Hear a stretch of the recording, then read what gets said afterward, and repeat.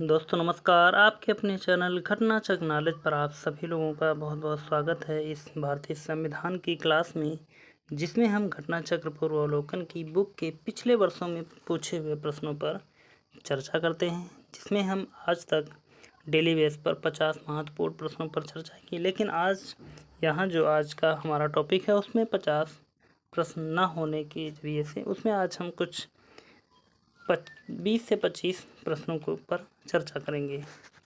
तो देखते हैं। और आज का टॉपिक है हमारा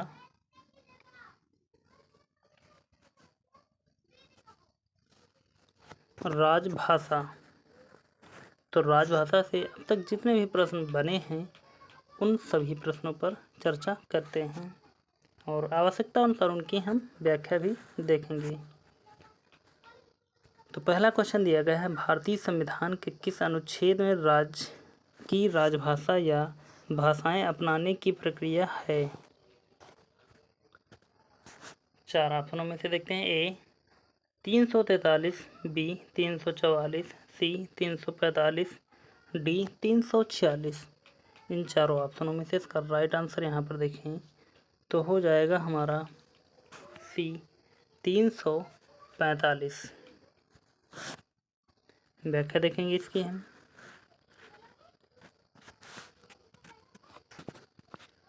दिया है अनुच्छेद 345 के अंतर्गत राज्य की राजभाषा या भाषाएं अपनाने की प्रक्रिया है।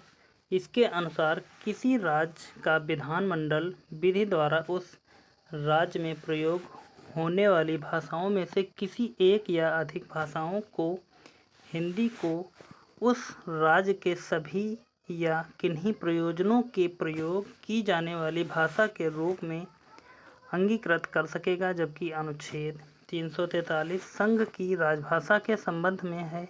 अनुच्छेद 344 में राजभाषा के संबंध में आयोग तथा संसद की समिति के गठन तथा अनुच्छेद 346 में 2 राज्यों के बीच पत्रादि की राजभाषा का उपबंध है। अगला क्वेश्चन देखते हैं।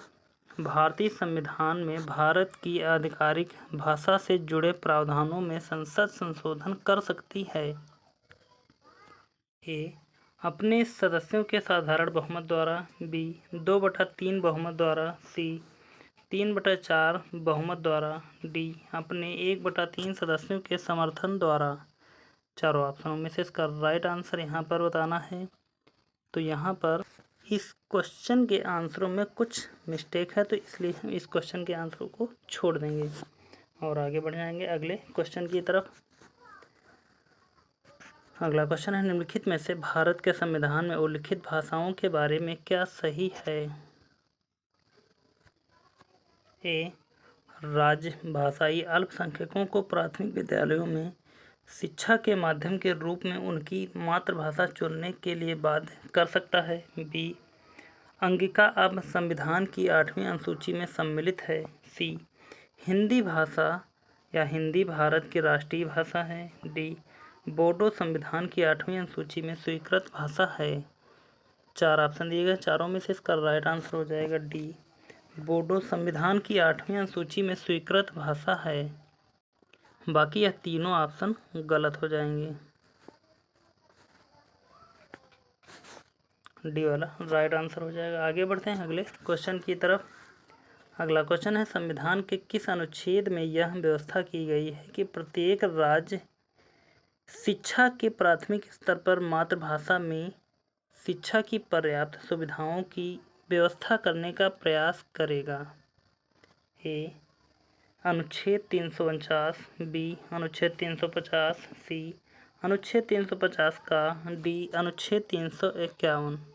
चारों ऑप्शनों में से इसका राइट आंसर देखें तो हो जाएगा हमारा सी अनुच्छेद 350 का। अगला क्वेश्चन है, भारतीय संविधान के अनुच्छेद 344 के तहत प्रथम राजकीय भाषा आयोग का गठन हुआ था। ए 1950 में के एम मुंशी की अध्यक्षता में, बी 1955 में बी जी खेर की अध्यक्षता में, सी 1960 में एम सी छागला की अध्यक्षता में, डी 1965 में हुमायूं कबीर की अध्यक्षता में। चारों ऑप्शनों में से इसका राइट आंसर हो जाएगा हमारा बी 1955 में बीजी खेर की अध्यक्षता में। व्याख्या देखेंगे इसकी हम। 7 जून 1955 को तत्कालीन राष्ट्रपति डॉक्टर राजेंद्र प्रसाद ने बीजी खेर की अध्यक्षता में प्रथम राजकीय भाषा आयोग का गठन किया, जिसने 1956 में अपना प्रतिवेदन राष्ट्रपति को सौंप दिया। 1957 में एक संसदीय समिति द्वारा इस रिपोर्ट का परीक्षण किया गया, जिसके अध्यक्ष पंडित गोविंद बल्लभ पंत थे।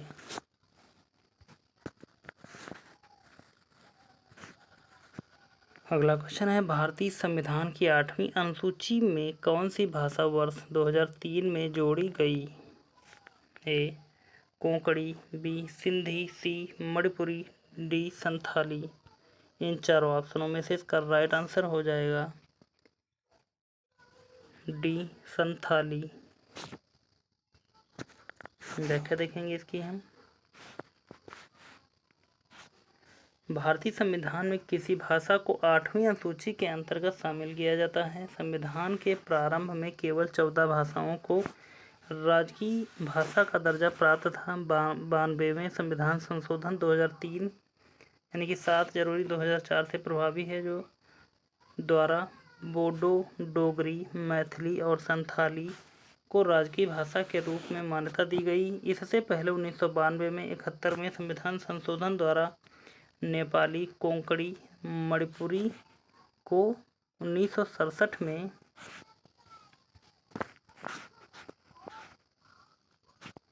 संविधान संशोधन द्वारा नेपाली, कोंकणी तथा मणिपुरी को 1967 में 21वें संविधान संशोधन द्वारा सिंधी को राजकीय भाषा का दर्जा दिया गया था। इस प्रकार अभी तक 22 भाषाओं को संविधान के तहत मान्यता प्राप्त है, यथा असमिया, बंगला, गुजराती, हिंदी, कन्नड़, कश्मीरी, कोंकणी, मणिपुरी, मलयालम, मराठी, नेपाली, ओडिया, पंजाबी, संस्कृत, सिंधी, तमिल, तेलुगु, उर्दू, बोडो, डोगरी, संथाली एवं मैथिली। यह 22 भाषाओं के नाम हैं जो राजभाषा के अंतर्गत आते हैं। 1993 में निम्नलिखित में से कौन सी भाषा 8वीं सम्मिलित नहीं है, यानी कि 8वीं अनुसूची में सम्मिलित नहीं है? 4 ऑप्शन दिए गए हैं। ए मैथिली, बी संथाली, सी बोडो, डी डोगरी। तो यहाँ पर यह चारों ऑप्शनों में से गलत हो जाएगा। यह 2021 में RO में पूछा हुआ प्रश्न है, जिसमें यह चारों ऑप्शन गलत हो जाएंगे, क्योंकि यह चारों भाषाएं 8वीं अनुसूची में दी गई हैं, तो इसलिए इसके चारों आंसर गलत हैं। अगला क्वेश्चन है, निम्नलिखित संविधान संशोधन अधिनियम या अधिनियमों में से किस एक के अंतर्गत भारत के संविधान की 8वीं अनुसूची में 4 भाषाएं जोड़ी गईं, जिससे उनकी संख्या बढ़कर 22 हो गई?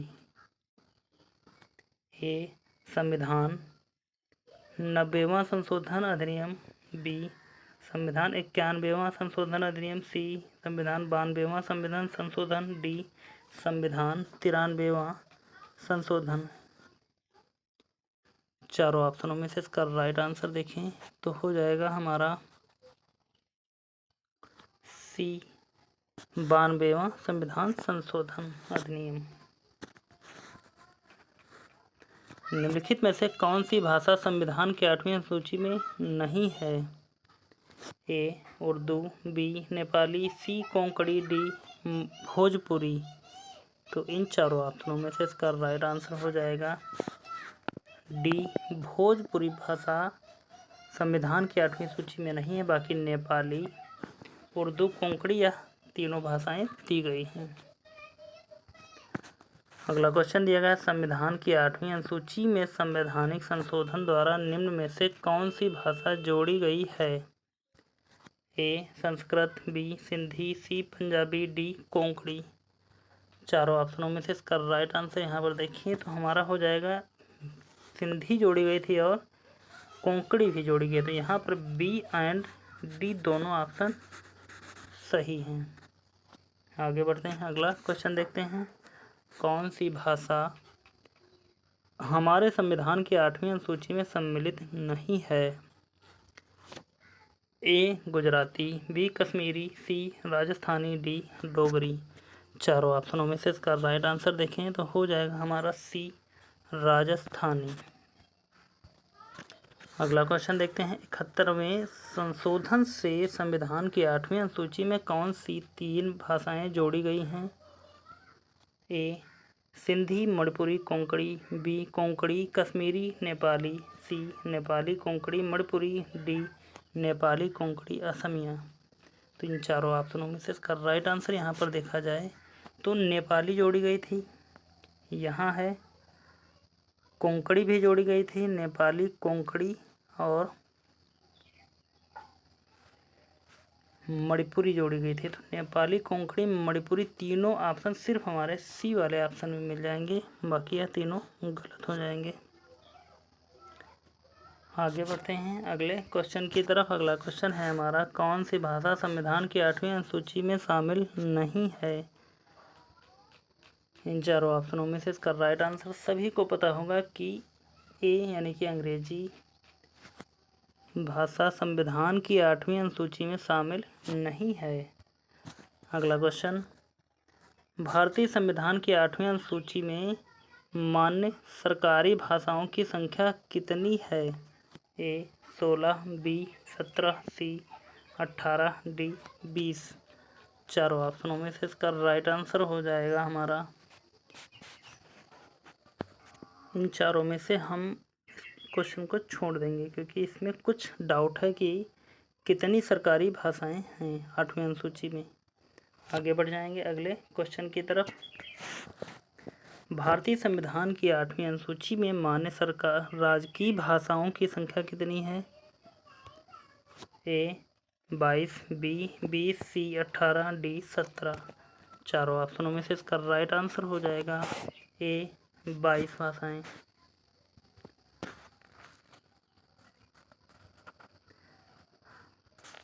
व्याख्या देखिए इसके। 92वें संविधान संशोधन अधिनियम 2003 से पूर्व संविधान की 8वीं अनुसूची में शामिल भाषाओं की संख्या 18 थी, जो इस संशोधन के बाद अब 22 हो गई है। अगला क्वेश्चन दिया गया है, निम्नलिखित में से किस राज्य ने संस्कृत भाषा को राज्य की द्वितीय राजभाषा का दर्जा प्रदान किया गया है? ए बिहार में, बी छत्तीसगढ़ ने, सी उत्तर प्रदेश ने, डी उत्तराखंड ने। चारों ऑप्शनों में से इसका राइट आंसर हो जाएगा डी उत्तराखंड ने। व्याख्या देखेंगे इसकी हम। यह उत्तराखंड राज्य ने जनवरी 2010 में संस्कृत भाषा को राज्य की द्वितीय राजभाषा का दर्जा प्रदान किया था। इसके कुछ दिनों बाद तत्कालीन मुख्यमंत्री रमेश पोखरियाल निशंक ने उत्तराखंड के ऋषिकेश को संस्कृत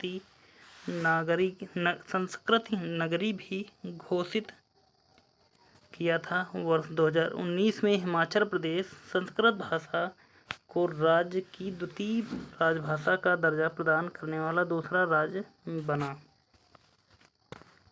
अगला क्वेश्चन है, संविधान की 8वीं अनुसूची में सम्मिलित भाषाओं में निम्नलिखित में से कौन सी भाषा बोलने वाले सर्वाधिक हैं? ए बंगाली, बी गुजराती, सी मराठी, डी तेलुगु। चारों ऑप्शनों में से इसका राइट आंसर देखें तो हो जाएगा हमारा ए बंगाली भाषा। इन चारों ऑप्शनों में से इसका राइट आंसर बंगाली हो जाएगा। व्याख्या देखेंगे इसकी हम। वर्ष 2011 की जनगणना के आंकड़ों के अनुसार संविधान के तहत अनुसूचित भाषाओं में सर्वाधिक लोगों द्वारा हिंदी, दूसरे क्रम पर बंगाली तथा तीसरे क्रम पर मराठी भाषा बोली जाती है। प्रश्नगत विकल्पों के आधार पर इस प्रश्न का उत्तर विकल्प ए हो जाएगा। अगला क्वेश्चन दिया है, निम्नलिखित भारतीय भाषाओं को मातृभाषा के रूप में प्रयोग करने वालों का कौन सा सही अवरोही क्रम है? Number 1 Bengali, number 2 Marathi, number 3 Tamil, number 4 Telugu. चारों ऑप्शनों में से यहाँ पर सर्वाधिक मिलान करना है कि इनका क्रम कौन सा हो जाएगा।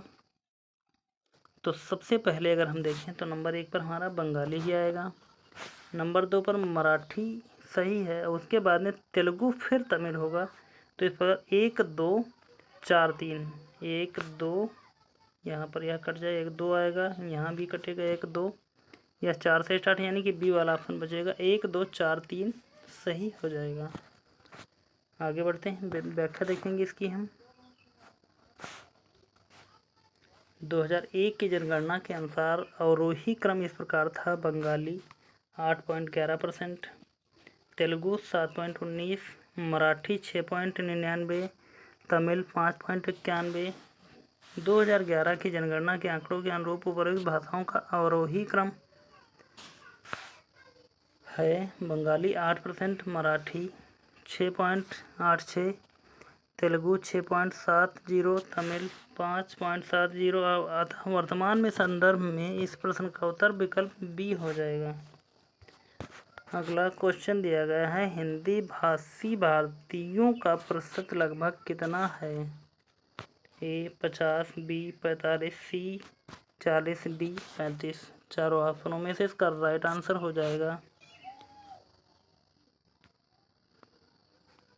हिंदी भाषी भारतीयों, यानी कि 2001 की जनगणना के अनुसार देखें यहाँ पर तो 41% के आसपास था, लेकिन हिंदी भाषी भारतीयों का, और अब 2011 की जनगणना के अनुसार यहाँ पर देखें तो करीब वही 43% के आसपास आ जाएगा। इसलिए यहाँ पर कोई भी कंफर्म ऑप्शन नहीं है। आगे बढ़ जाएंगे अगले क्वेश्चन से पहले हम व्याख्या देखेंगे यहाँ पर इसकी हम। यह 2001 की जनगणना के अनुसार हिंदी भाषी भारतीयों का प्रतिशत देश की जनसंख्या में 41.3% था। 2011 की जनगणना के अनुसार यह प्रतिशत 43.63 हो गया। अगला क्वेश्चन देखते हैं, निम्नलिखित में से कौन सी भाषा बलूचिस्तान की है किंतु भाषा शास्त्रीय दृष्टि से द्रविड़ परिवार की है? चार ऑप्शन दिए गए हैं। ए ब्राहुई, बी कुई, सी परजीवी, डी पेंगो। चारों ऑप्शनों में से इसका राइट आंसर हो जाएगा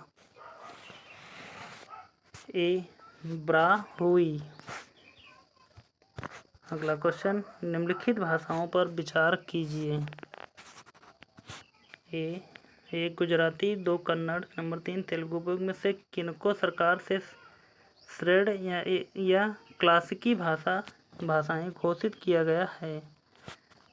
ए 1 और 2, बी केवल 3, सी केवल 2 3, डी 1 2 3। चारों ऑप्शनों में से इसका राइट आंसर देखें तो हो जाएगा हमारा सी 2 और 3, यानी कि कन्नड़ और तेलुगु को। गुजराती को ऐसा कोई भी श्रेय नहीं है, यानी कि क्लासिकी में श्रेय नहीं है। व्याख्या देखते हैं इसकी हम। कतिपय भारतीय भाषाओं की प्राचीन साहित्यिक परंपरा का संरक्षण संवर्धन करने हेतु भारत सरकार द्वारा उन्हें शास्त्रीय भाषा का दर्जा प्रदान किया जाता है। अब तक भारत सरकार द्वारा कुल 6 भारतीय भाषाओं को शास्त्रीय भाषा का दर्जा प्रदान किया गया है, जिसमें तमिल को वर्ष 2004 में, संस्कृत को 2005 में, तेलुगु और कन्नड़ को 2008 में, मलयालम को 2013 में तथा ओडिया को वर्ष 2014 में यह दर्जा प्रदान किया। तो उम्मीद करता हूँ कि यह क्लास आप सभी लोगों ने शुरू से लेकर अंत तक इस क्लास को देखा होगा, और यह क्लास आपको कैसी लगी है आप हमें कमेंट में कमेंट करके ज़रूर बताएं। और क्लास यदि अच्छी लगी है तो प्लीज़ सभी लोग एक बार सेशन को लाइक कर दें। चैनल को अभी तक सब्सक्राइब नहीं किया है तो प्लीज़ चैनल को सब्सक्राइब कर लें, और इस क्लास को ज़्यादा से ज़्यादा लोगों तक शेयर कर दें। और सब्सक्राइब करने के बाद में बेल आइकन की घंटी को ज़रूर दबाएं, ताकि हर आने वाला वीडियो आप तक सबसे पहले पहुंचे।